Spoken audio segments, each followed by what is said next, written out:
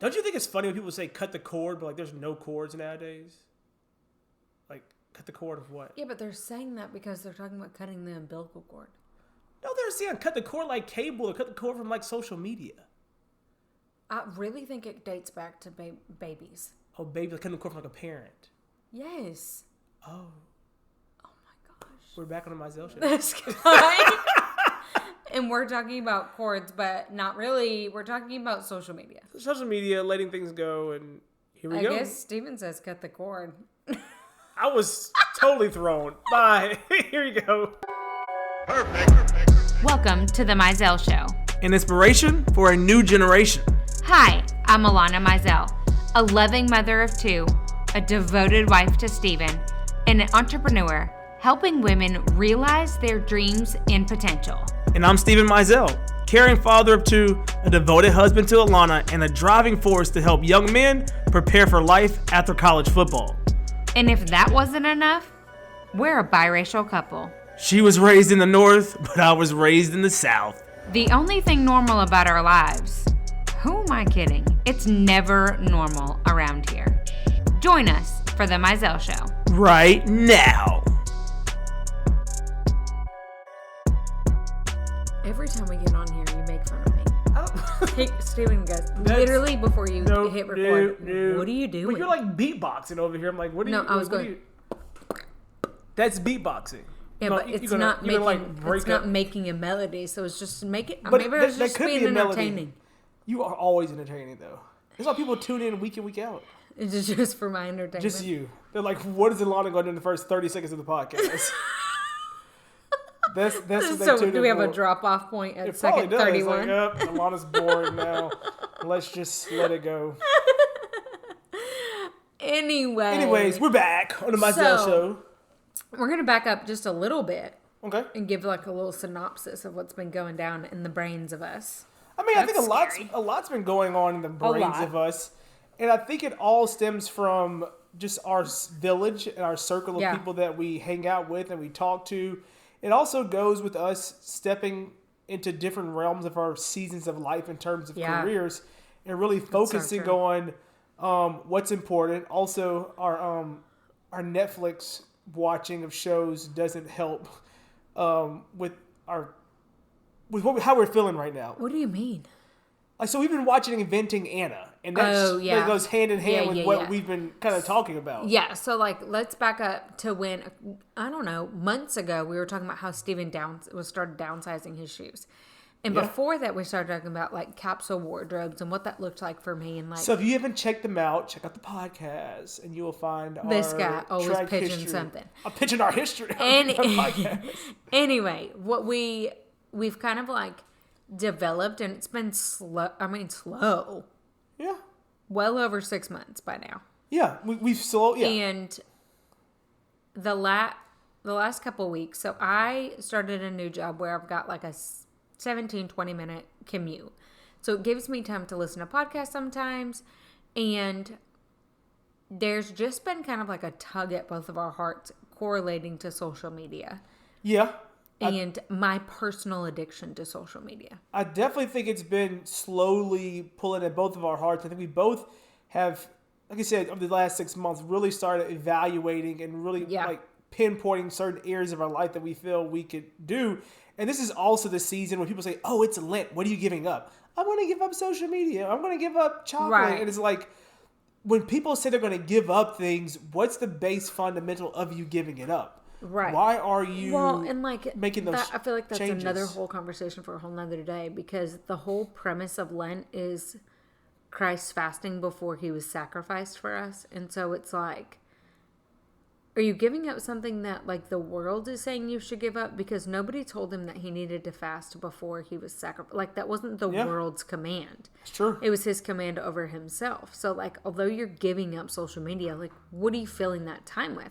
Because the whole premise of giving up something and the reason that he gave up food was so that he could fill his life and fill his day with praying towards his Father. Yeah. So as you fill up the rest of your day, when you've removed something, are you spending the same amount of time praying to your Heavenly Father where social media once lived or Diet Coke once lived? Yeah, and that's It's 100% But true. But like that's the exact premise of what we've been talking about. And Stephen and I's job changes have really pushed us to even mute or silence people on Instagram that just really weren't breathing life into us. And it's hard. It's taken a long time, and I'm nowhere close to completing that task. And for me, it's like when I come across a post that I notice a different reaction to, that I'm like, okay, do I need to be following this person? Is this adding value to my life? Am I on this platform taking time away from my family? Is this person what I want to spend it with? Yeah. And more times than not, it's been no. Yeah.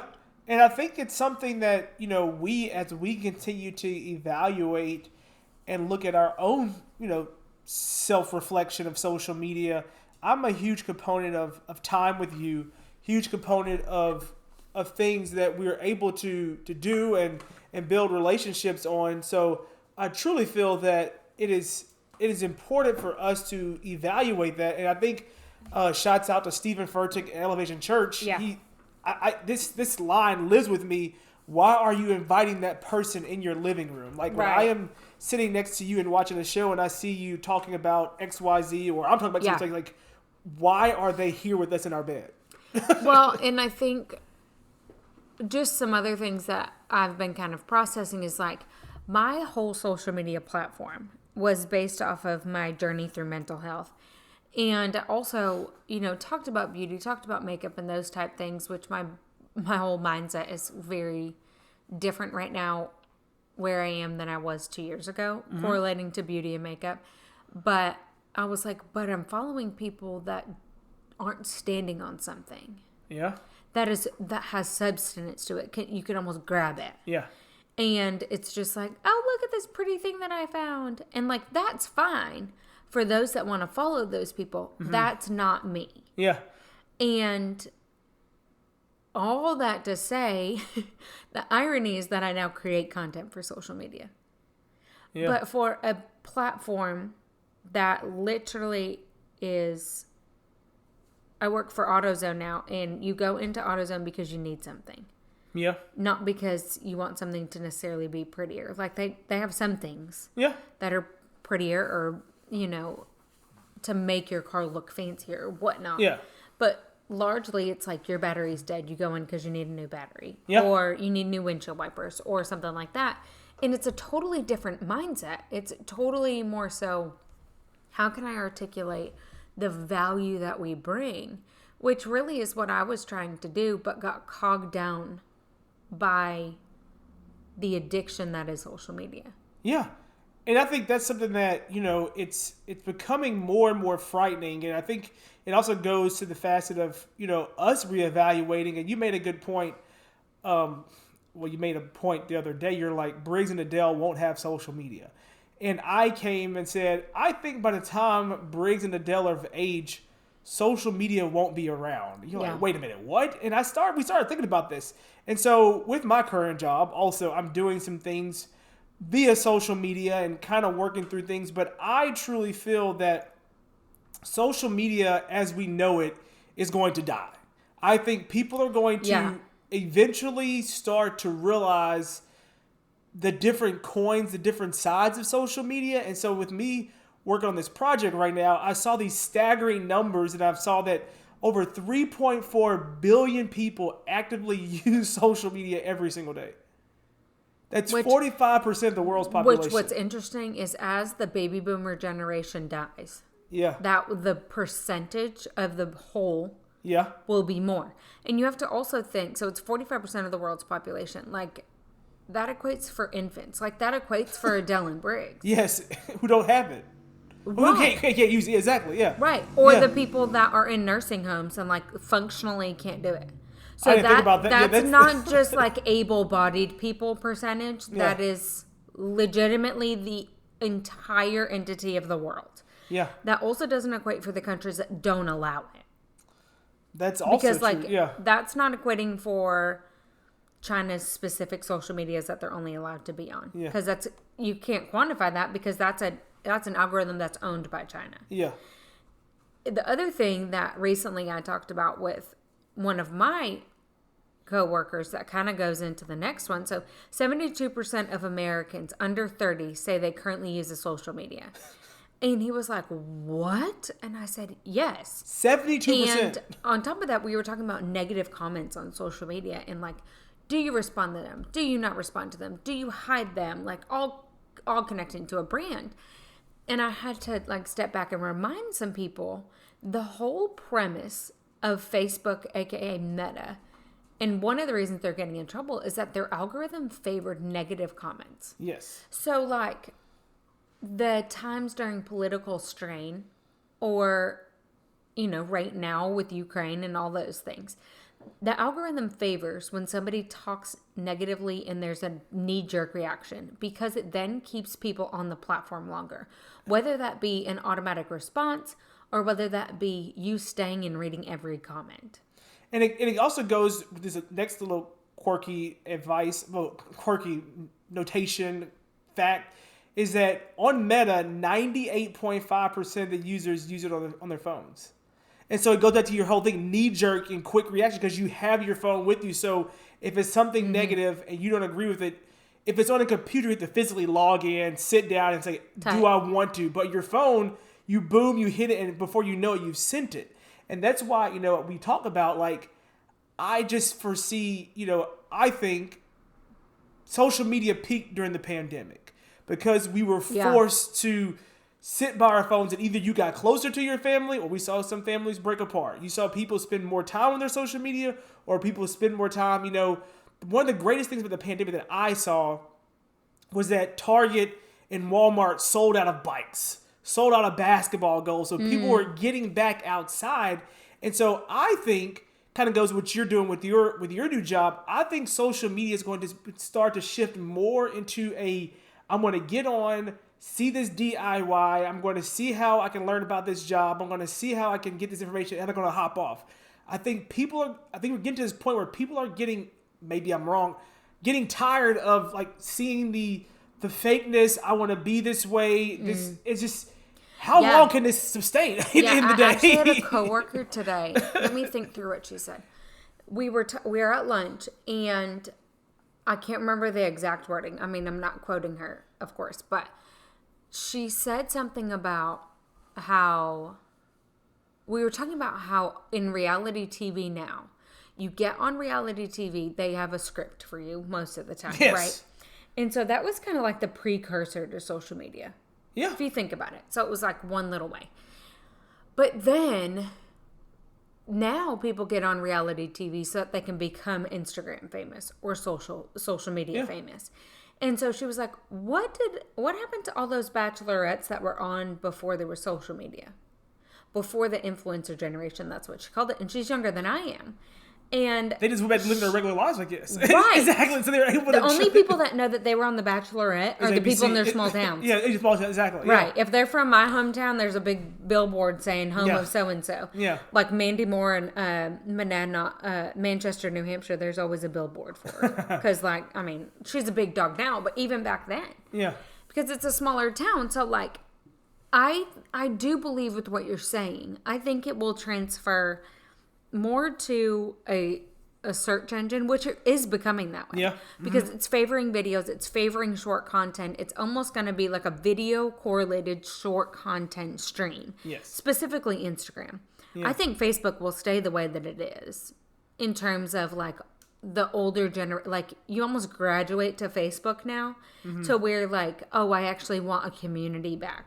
You can genuinely have community on Facebook because there are interactions. It's almost like an online class that you take. Yeah. You have your posts, you have things, and then you come back and you respond to your friends, blah, blah, blah, blah, blah.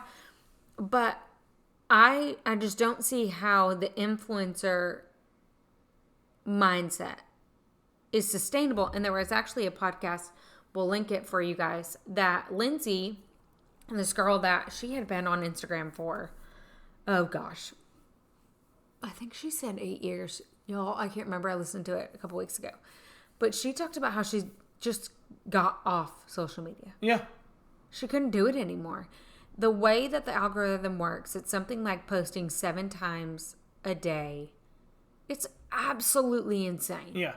To get your feed to be at the top. And it's not even about quality content anymore.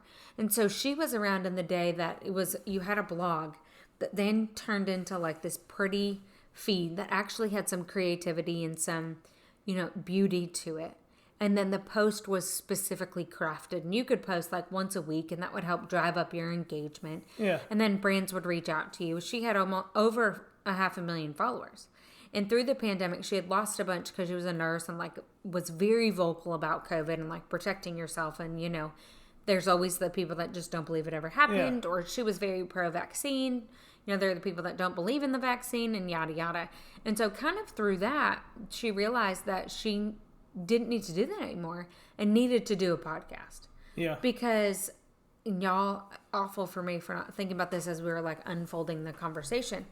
But we'll definitely link her podcast below, and fantastic content. Yeah. But I think so much of it is just people longing for more and longing for more value in their time when they already don't have time. Yeah.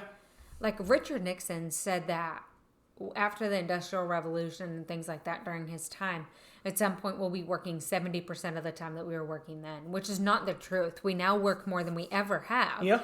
So the small amounts of time that we have. You're going off in this dream world, or you're going off to this place that you think is going to make you feel better, or look at someone else's life or feed. And it's just, again, maybe I'm just being different, but I just don't think it's sustainable. I think we as people have gone through and been through so much that hopefully we will realize at the end of the day what this thing is doing to us, and I don't think it can sustain the current. I think it will take some people really exposing the amount of addiction that is in the algorithms for it to stop. I think there will have to be a lawsuit correlating to the algorithms for it to stop. Because that's how they are created. And the crazy thing is, those things continue to get buried. Like, of course they do. The Netflix documentary about it. It's literally based off of the amount of serotonin and dopamine that you're producing by scrolling. And the shorter the amount of time then makes it so that your brain can only shorten and focus on certain things so that you can continue to scroll. And they figure out ways that you stay on the platform longer. And then that's why the algorithm changes so much. Yeah. Because the more they figure out how you're staying on there longer, the more they change it. Yeah. So you may be addicted to caffeine. You may be addicted to crack. You may be addicted to opioids. Guess what? You can't be addicted to social media. It is the same addiction in your brain.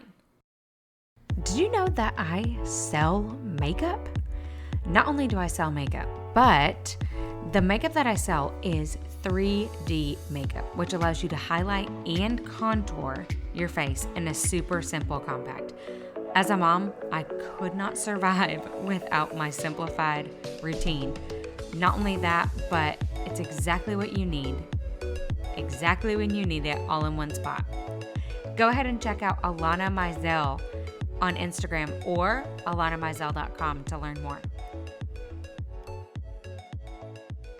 It's the same addiction in your brain. Mm-hmm. And ultimately, that addiction is you not feeling through what's happened in your life. And the crazy thing is that those addictions are even more dangerous because there's many times not a transaction in terms of, like, if you go buy a Diet Coke or go buy an alcohol, you have to get that last moment of like, I have to pay for this, I shouldn't pay for this, I shouldn't do this.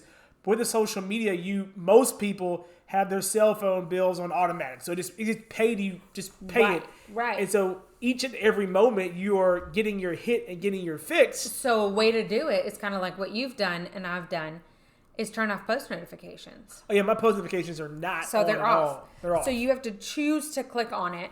And like, I'm sure it takes a while to break that habit.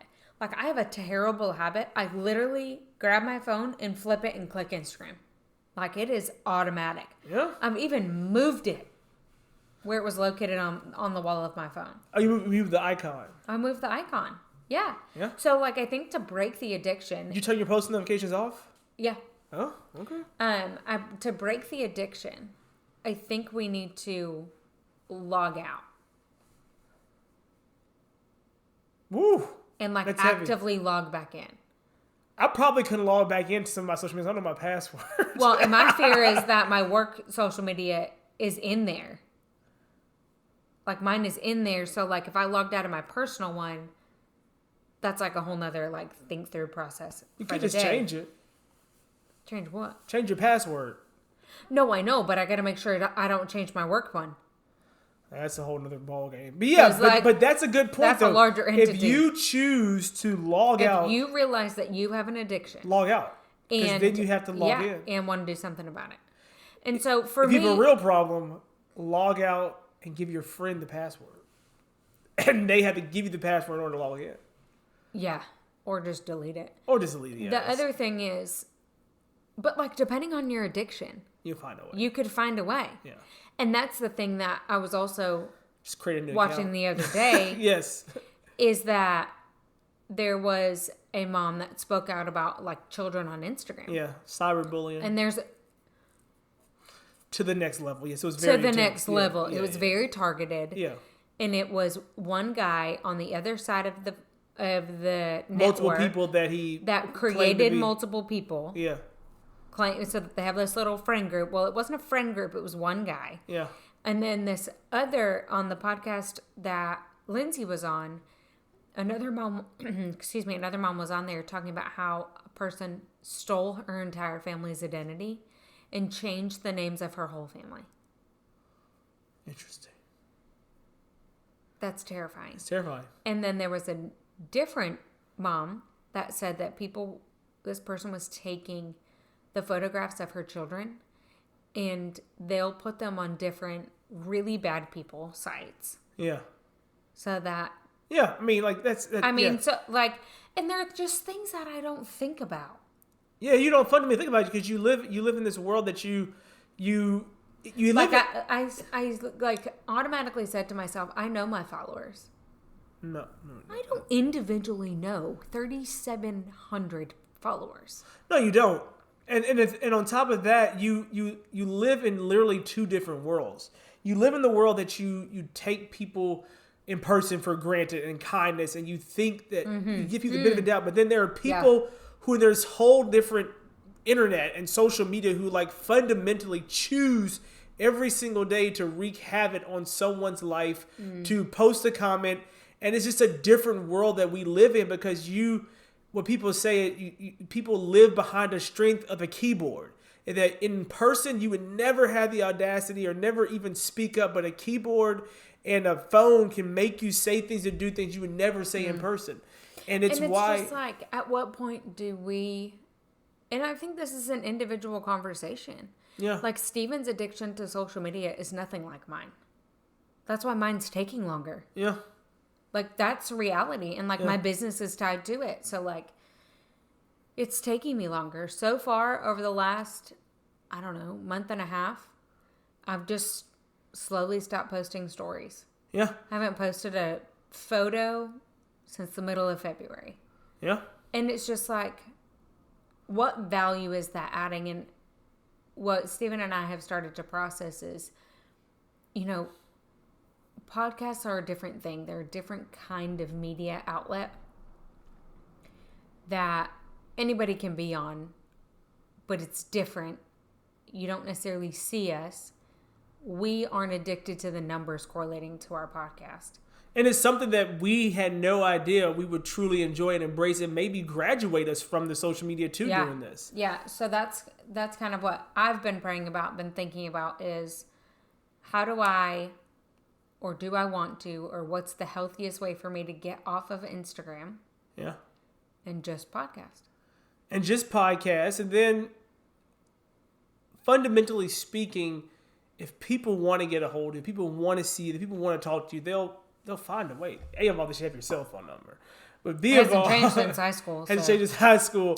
But no, that's just the season that we are in. And I think you guys, we appreciate you guys going along this journey these last 6 months of us just talking through and being open with you. I feel like we're just like regurgitating things that we're processing. But I think that's what the podcast is about. Like, people fundamentally reach out to me and you and say, we enjoy the podcast. Yes, you guys have good topics and cool guests and things like that. But it's also just hearing what you guys are going through on a day-by-day basis because I'm struggling with that, or I had known about that, or you made me start rethinking my own personal wardrobe. And it was funny today at dinner, Adele it's St. Patrick's Day is coming, and she was talking about the rainbow, and she was talking about, I'm going to get the leprechaun, I'm going to get his gold coins.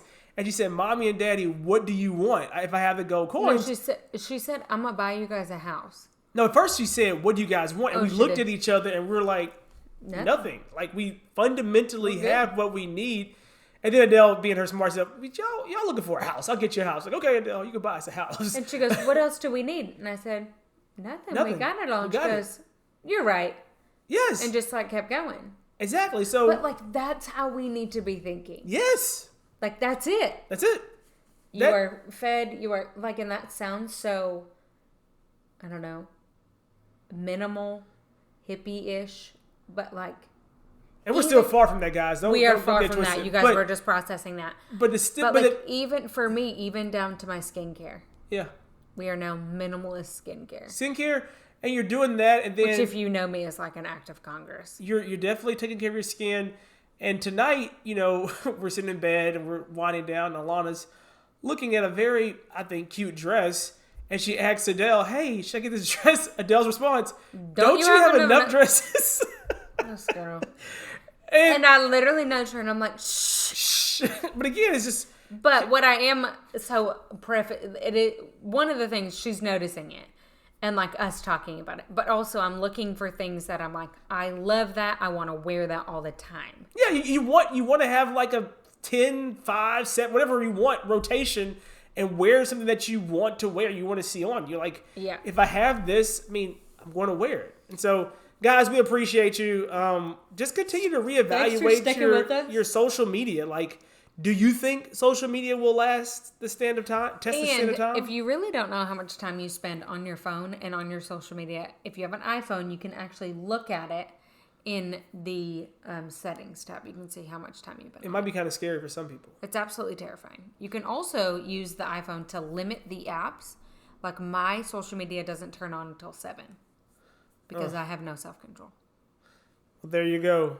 Plenty of tools out there. Different ideas, different ways to use them. Let us know if you need more help. We would love to hear how you're changing your outlook on social media. Yes, guys. We appreciate you. So if you guys are enjoying this, definitely leave us a review.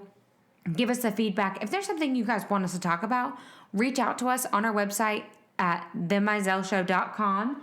There is a contact section. You can put it in there. We would love to hear about it. Or you can always go over to Instagram at The Mizell Show. Also, as always, don't forget to screenshot this episode and just add it to your stories and tag us on Instagram, on Facebook at The Mizell Show. Thanks, guys.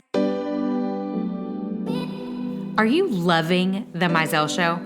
Well, we love you all. And did you know that you can have me and Steven talk to your team or a group of 25 of your friends? All it takes is 25 people showing up on either a Zoom call, a Facebook Live, or really anywhere.